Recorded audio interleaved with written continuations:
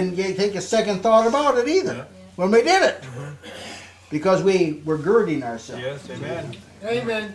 And it says that Moses, he kept the Passover. What was he doing? Girding himself. He's getting ready to leave. That's why he kept the Passover. And by faith they crossed through the Red Sea. They were girding themselves, getting ready for the trip. So you can see in all of this requires readiness, stability. It requires preparation and diligence and consistency. And all these texts in Hebrews, if you take eternity out of the picture, none of those things make any sense. If you take eternity out and living after you die, none of those things in Hebrews 11 make any sense. But see, there is something after death, and God had made certain promises that were not yet realized. So all of them did make sense. They were girding themselves. Now let's see the necessity of us being girded. Here's Hebrews 6:14. Stand. That's a commandment. And what they say in the imperative mode means you better do it. Stand. Therefore, you say, well, I'm having a hard time. I was knocked down. Stand. Stand.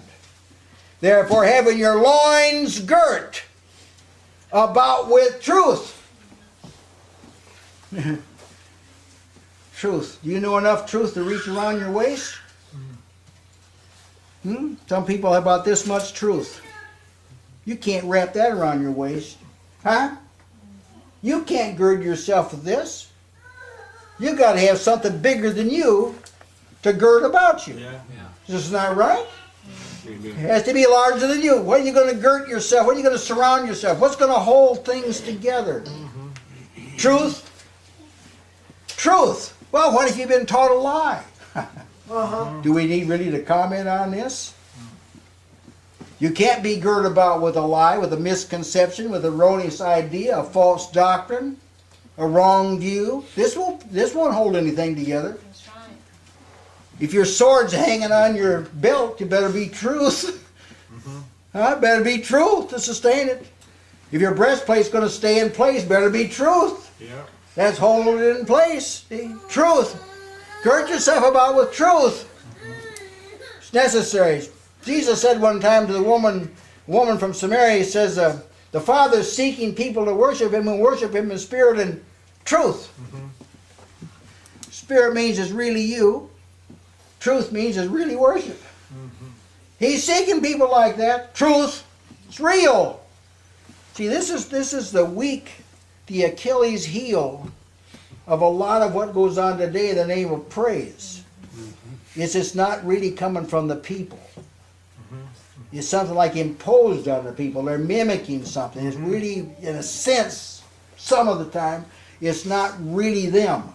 But you have to be girt with the truth. Yes. Amen.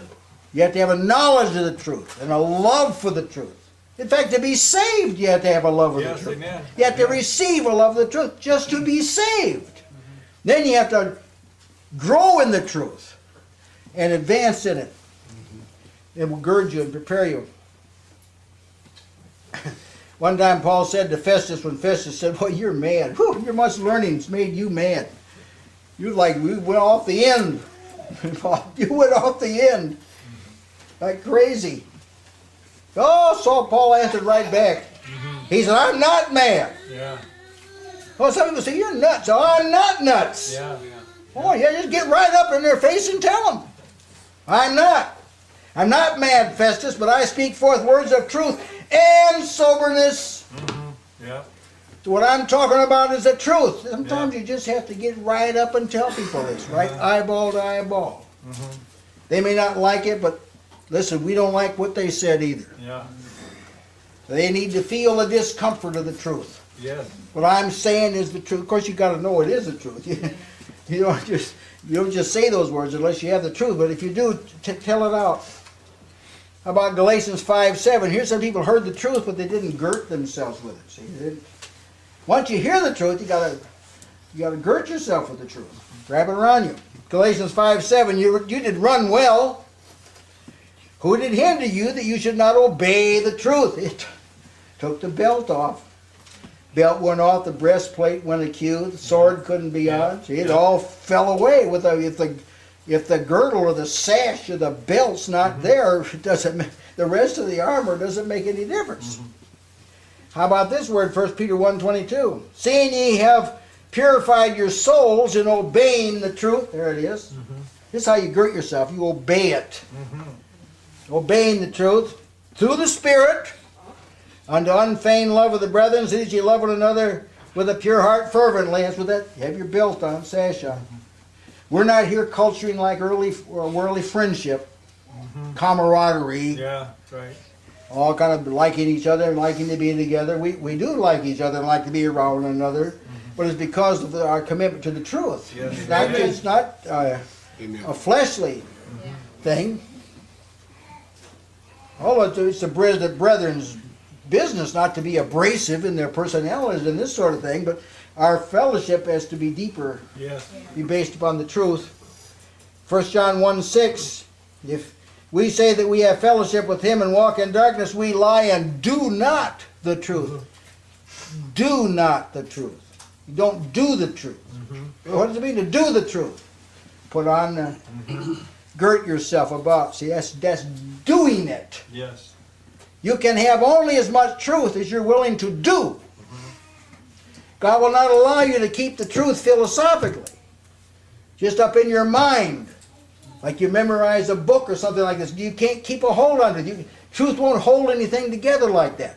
You have to have a love of the truth and obey the truth. When you do, you girt yourself about with it. John was so pleased when people did this, he said in 3 John 1:4, I have no greater joy than to hear that my children walk in truth. What is, and we girt, see, with the truth. Girt all around. Now in this matter, there's this element of sound thought. Thinking, sometimes I'm alarmed that there are things I'm exposed to, whether by literature or media, sometimes friends, this sort of thing. I'm alarmed at the type of expressions people use, that their minds aren't sound. They kind of tiptoe through the truth on, like they're walking on eggshells. They're not quite sure of anything. You kind of sense that they hope it all really turns out, but how can I know? And this is a very, very tenuous situation. You don't want to live.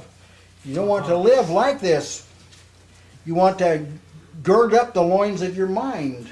Amen. This has to do with readiness, confidence, assurance, perception.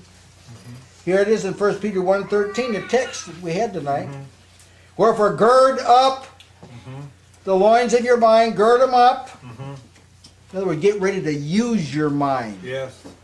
You gird up your loins, you're getting ready to move, travel, activity. Gird up your loins of your mind, get ready to think, be sober, hope to the end. Yeah, these are all ways you prepare to hear the truth. You prepare for doing it. You gird up, strip off the distracting influences, wandering thoughts. Maybe you've had experienced wandering thoughts. I mean, who among us has not experienced wandering thoughts? But when you do have them, you've got to seek grace to stabilize your thinking. Your mind is like an ocean. It can either be placid and calm, or it can be tumultuous and agitated. Now, I can tell you, but I don't do very well when my mind's agitated. When I'm just under distress, or I'm distraught, or I'm irritated, I have a hard time processing truth when I'm this way. So girding up the loins of your mind addresses that situation. It's binding the truth